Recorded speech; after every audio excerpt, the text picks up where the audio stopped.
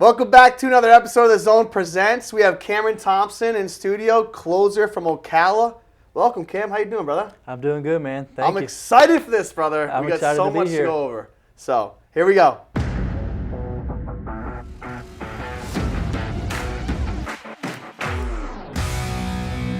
All right, so Cam, dude, I have heard some of the craziest stories just recently about you, and we'll get to it. But I kind of want to get your story as to how like you became this stud that you are before we met you in Tennessee, right? Okay. So you're from Tennessee, That's right. right? Were you an athlete growing up? Did we play sports? I was, yeah. Yeah. I played pretty much all sports up until high school. Pretty much just focused on football in high school. Yeah. What position? Outside linebacker. Oh, ripping off those heads, brother. Yes, I sir. love it. I love it. Well, I was also a football player too, so I wasn't an outside linebacker like you, but I do remember the competitiveness of the sport, and I think that translates really well to this job. So, who's 18-year-old Cameron? Give me like that perspective of like what Cameron was doing at 18 before what Cameron's doing now at 23.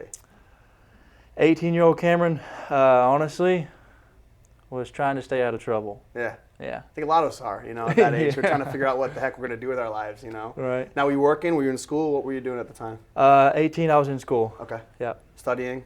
I was just in high school, doing the normal stuff. And then you leave high school. What's the first thing we do? I went to a community college for welding. Okay. Learned how to weld. Did that for 2 So not years. sales. Right. Straight Not up sales. hard work, blue collar, like construction stuff. That's right. Wow. Continue. That's cool. I like that. But after college, got a job welding. Welded for 3 years, I think it was. Yeah, it was about 3, almost 4 years. Then came down here and tried this out. Well, before that, because I think that story's kind of cool. So you're in Tennessee at the time? That's right. I take it? And you're welding with a friend of yours in one of your offices, Colby, right? Well, we weren't welding together. No, we've been friends since we were 5, 6 years old. Okay. So then you're out with Colby at a bar. Yep. Normal for us 21-year-old studs to be in a bar. That's right. And then tell me, kind of walk me through how that kind of happened, what Gary Brudeau did. So we had a friend, and she ended up walking into the bar, and she had a guy with her, Gary Brudeau. Yeah. Shout out Gary. She introduced us to him. He was a really cool guy. He was pretty much acting all tough around us, like he was the macho man. Why not, dude? Look at you. Right. Which he is, though. He definitely is. But he introduced himself, asked what we were doing for a living. Mm-hmm. I was welding at the time. Colby had his own business. He asked like how much money we were making. I told him. He pretty much made me feel bad. But I thought, because where I'm from, pretty much you go to school, you graduate, get a job, get a house, get a family, you know. But Colby, he came out here. He actually tried it for a couple months. He showed me his success he was having, and I thought I was making good money as a welder. But turns out he was making a lot more and working half the amount of time that I was working. Jeez. So I figured I'd give it a shot. Formula. Came out here for a 2-week blitz and never went back home. It's usually how it happens a lot of times. But I do want to tie in a little more into like you were welding. Yep. Can you share a little bit about like what your day-to-day was then and like what your income was on a weekly basis, just so people can understand that? So day to day, man, it was rough back then. I was waking up 4 o'clock in the morning, being at work by 5:30, 6 o'clock, working till dark. It was daylight to dark. Yep. Literally, they called us the daylight to dark boys. Nice.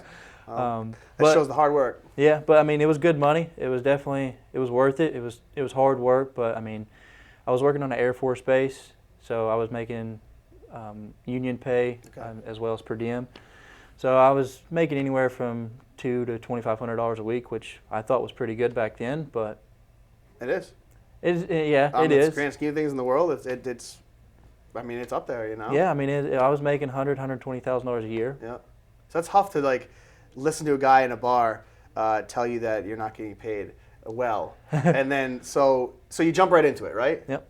You jump right into solar. I mean, I was tired of working there. Yeah. I felt like I was worth more than what I was getting paid, and worth more than the work that I was doing. Yeah. So I always felt like I deserved more, and I saw this as an opportunity to really get what I was worth, and took it and loved it. So this first blitz, let's talk about that for a second, because I think a lot of people go through that in their beginning, because all of us that has ever done this job, including myself, the first couple weeks are always just like a whoa, kind of like what is going on here. you see what's happening, you see the culture, you see the excitement in the room, but you're just not really sure because you're just like, what is this all about? So kind of give me, that was my perspective. Give me your perspective of how it was. Yeah, no, you're exactly right. So when I first got here, I was very nervous. I didn't know anybody but Colby, so it was very awkward for me. And I've never sold anything in my entire life, so I didn't really know what I was doing. So it did take me a minute to get the gist of everything. But in Ocala, there was a lot of studs, great culture. Even though nobody knew me, they still worked with me every single day, trying to get me to learn it, because they wanted me to stay. They saw the potential in me. But yeah, man, like if it wasn't for the guys in Ocala, the culture that we had, I would not be here today. It says a lot about the leadership, and it says a lot about Gary and the team. And I've literally seen what Ocala has done in the last 18 months. It's been really impressive. And I think all offices don't expand like Ocala does without having a really strong culture. Right. Especially a welder from Tennessee, right? Like now he's selling solar panels. Now you're knocking. So you're in your first couple weeks in knocking. What's that like? It was definitely nerve-wracking, knocking on random people's doors. Sometimes you get cussed out, get the cops called on you. It was definitely rough. But I've seen the success Colby was having, Gary was having, Austin Williams was having, Tyler Pinkerton. I've seen the success of all the guys in the Ocala office having, and I wanted it. So I did what I did to figure it out. It's probably your football background. Yeah, literally. Background. Because a lot of times, oftentimes you find out that guys and girls that get into this, there's like a fight or flight in the first 4 to 6 weeks. Where you're like a jockey trying to figure out where you fit because you're just not sure because it's so new. But I will say this, because I don't think anyone gets success by accident. What kind of studying, what kind of practice were you doing daily to focus at your craft to make sure that you could be good at this? Well, when I first started, knocking doors, every single day I would write my pitch down until I couldn't do it anymore, until my hand was hurting. That helped me out a lot. But getting on a good schedule, like working out every single morning before work, before the meeting, that also helped. Being on a good schedule will help a lot. That's a good thing. I mean, one of the things that I listen to a podcast nowadays when I'm on these long rides, and what a lot of high-level leaders and high-level influencers of their craft, they all talk about their morning routine and how very valuable it is to set up not only just the day, but set yourself up mentally for what is going to come. Because, I mean, if you're going to go through life and have it be perfect and easy all the time, there'll be a time where you're like, this isn't worth it because there's got to be problems. And I think, and I just heard this morning, he said, the more I grew as an individual in my org, the more problems I had to solve. And I thought to myself, why should I solve problems when I have teams do it? It's like, well, if I don't solve problems, then I'm irrelevant. But if I don't have problems, I can't get better. Right. So it's like, that's a struggles in which we go through that I think a lot of people in the beginning are like, oh, I heard it's so easy. And what's cool about you is you have no sales experience.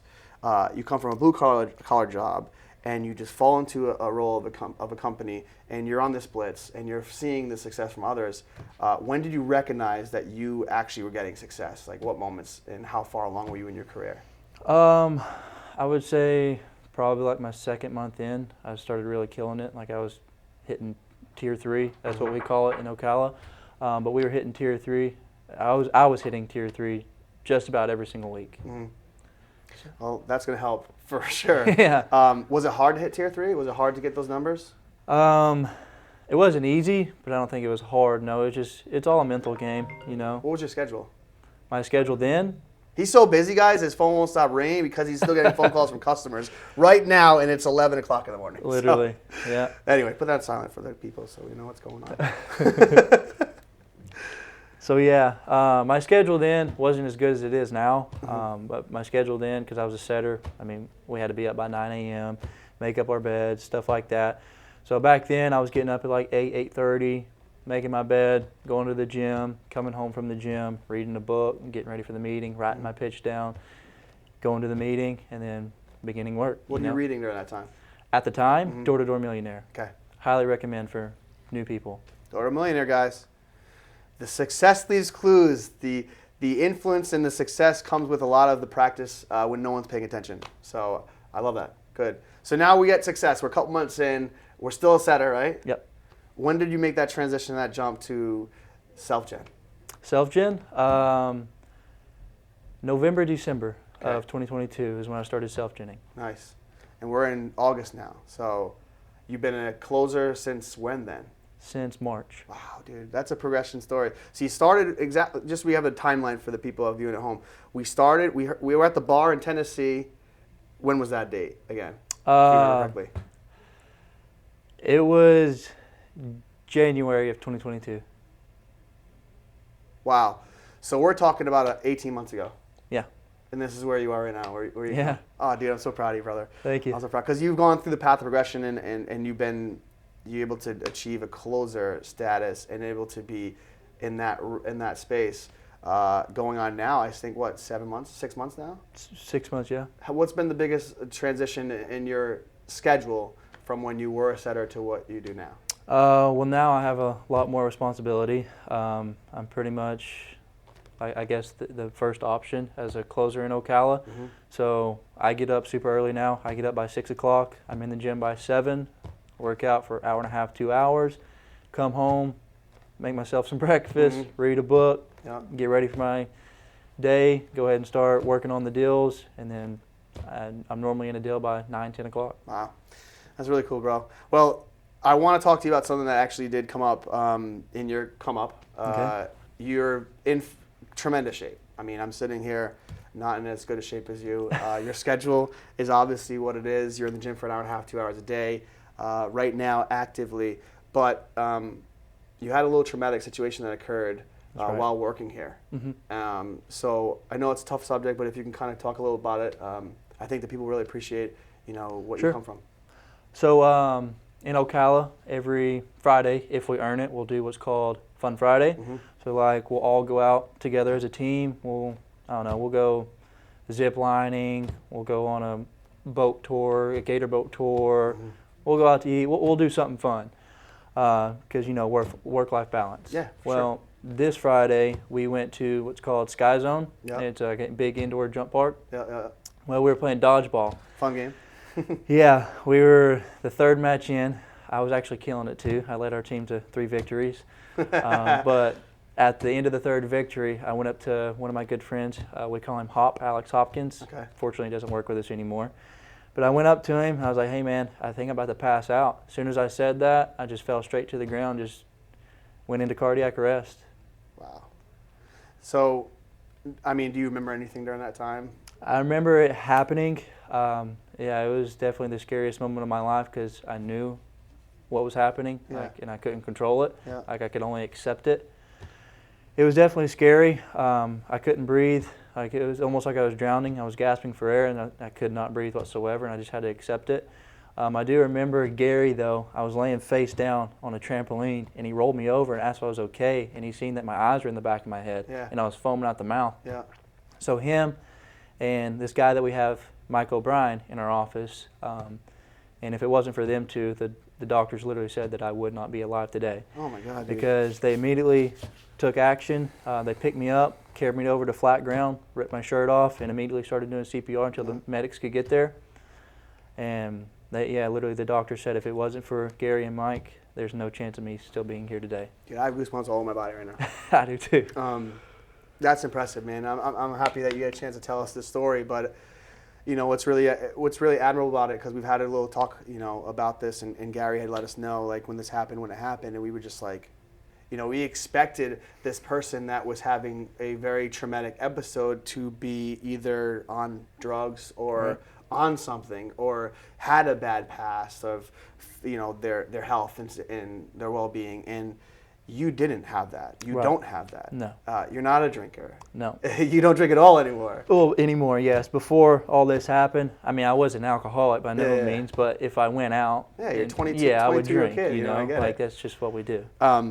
But brother, I mean, that says a lot about you, not only just your lifestyle and how it can happen to just anybody, but like what you've done since then, because we've had a little talk about it. Like you're living a really, really strict, good life, health-wise, Yep. and I think it's correlating a tremendous amount to your business-wise, which is why you've just exploded this year, brother. And I mean, I'm just grateful and very excited to have that chance to talk to you about it, and hopefully people at home can kind of understand like this could happen to anybody at any time in their life. So you don't take life for granted. You know? Exactly. And you're back here and you're killing it and you're growing. And so, that's the cool part about the business and what you've created with this job and this opportunity. So I don't want to end on this note because I think it's good to hear a traumatic situation. But what have you learned and what has propelled you, from this that now you can relate to, I'm living a better life because of this? Well, yeah. So sounds crazy, but the heart attack was obviously one of the worst things that's ever happened to me. But at the same time, it was probably the best thing that could have ever happened to me. Mm-hmm. Just because it really did open me up, make me look at life completely different. Mm-hmm. Made me realize like you never know. Like life is short. Like Yeah. you never know when it's going to be your last day. So like stop wasting time. You know what I mean? Like I saw a lot when I had the heart attack. Like I saw a lot of crazy stuff, and like believe it or not, it's hard to believe, but like I seen my past and I seen my future, and I pretty much like he gave me two options: either continue down the path I'm going down and end up where I've been my whole life, or change, and get on a better routine, get on a better diet, get healthier, and change my life. And obviously I chose to change my life around. So you saw this moment of, because guys, for 51 minutes, right? 51 minutes you had no pulse. 50, 52, yeah.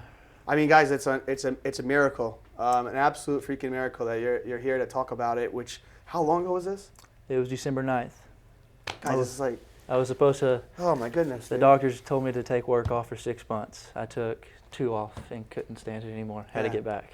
Well, dude, we're happy you're back, but that's tremendous. Like I said to you before that we went on, I said my dad had a massive heart attack, and he was pronounced dead twice. I didn't get into that with you, and so for me, this is a very sore subject, which is why I get a little emotional about it, because everybody means so much to life, not just to a cool organization. You mean so much more. You're striving for so much more, and you're going to be something fantastic, even though you're already something great now.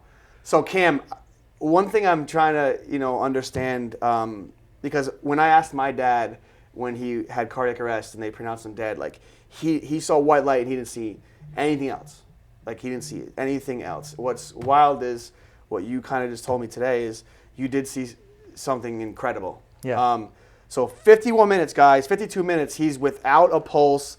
The team in Ocala is helping keep his heart going, or at least, keep his oxygen going for your brain.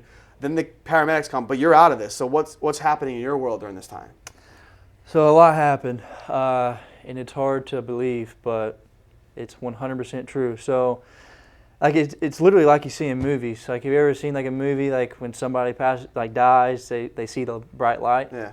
I saw the bright light. So it was crazy. I had an out-of-body experience, I guess you'd call it. Yeah. I was literally like hovering over my body, looking at myself, just laying there, like completely, I guess, dead. At the trampoline place? Yeah. But it was weird. Like, all I could see was straight ahead. It was completely black besides a little white dot. And I just kept getting closer and closer to that white dot, and it just kept getting bigger and brighter. Till eventually I was in the white light. Like, everything around me was completely white. So when I was 11, I lost my mom, and it was traumatizing to me. I didn't communicate it very well, so it damaged me big time.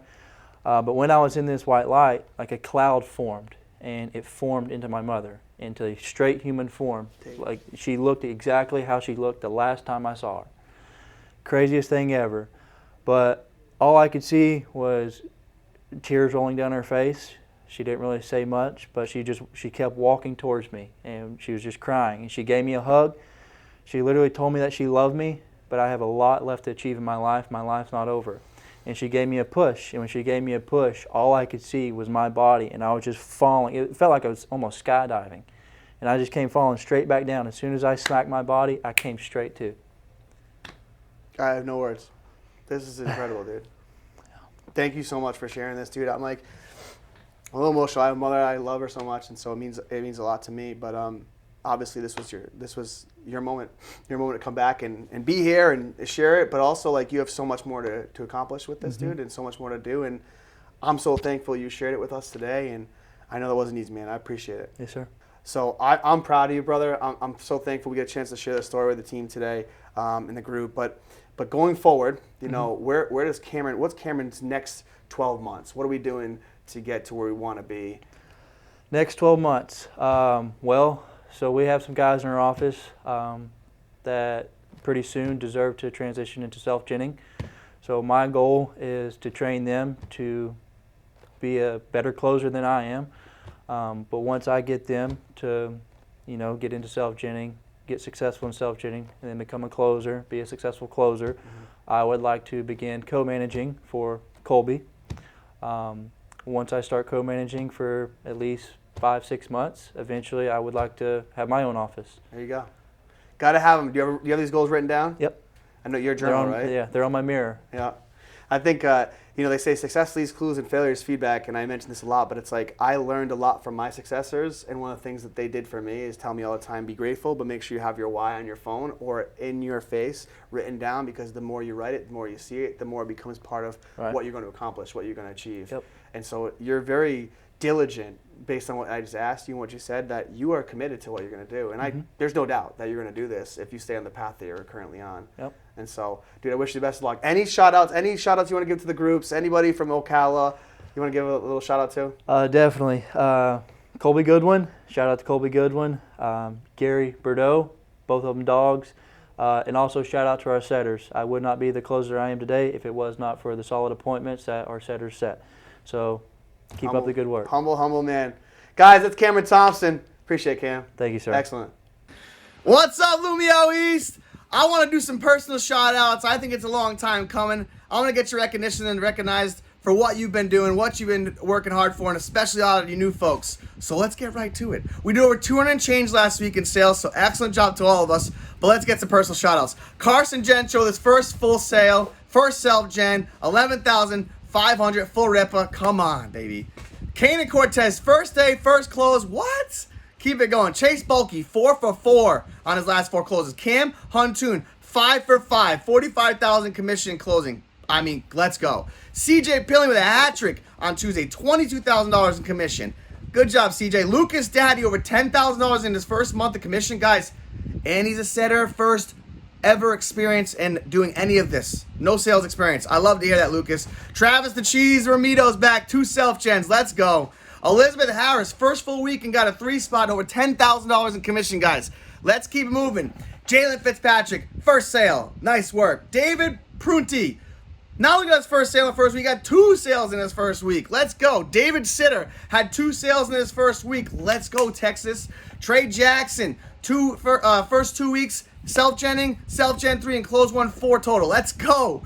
Then we got a nice shout out to Jakari Brown, always pushing in the work over there in Orlando too. Luke Anderson, check this one out, guys. Going 4 straight week with deals in his first 4 weeks. And Dylan Days is the most improved closer. He's done 20 deals in the last 5 weeks and only 2 cancels. Let's go, Dylan. And then last but not least, I want to shout out this one, Nate Satera. Nate, I love your story, brother. First time hitting tier 3. You've been with us for 11 weeks. But 11 weeks ago when you showed up, you had 1 pair of shoes. You had 1 outfit. You were homeless. I say this to highlight you in such a positive way, brother. I'm so proud of what you've done. You've killed it. You made $60,000 your first 11 weeks, guys. I love to hear this. Shout out to all you guys grinding, all you girls grinding every day. Let's keep this going. Let's go 250 this week. Let's go.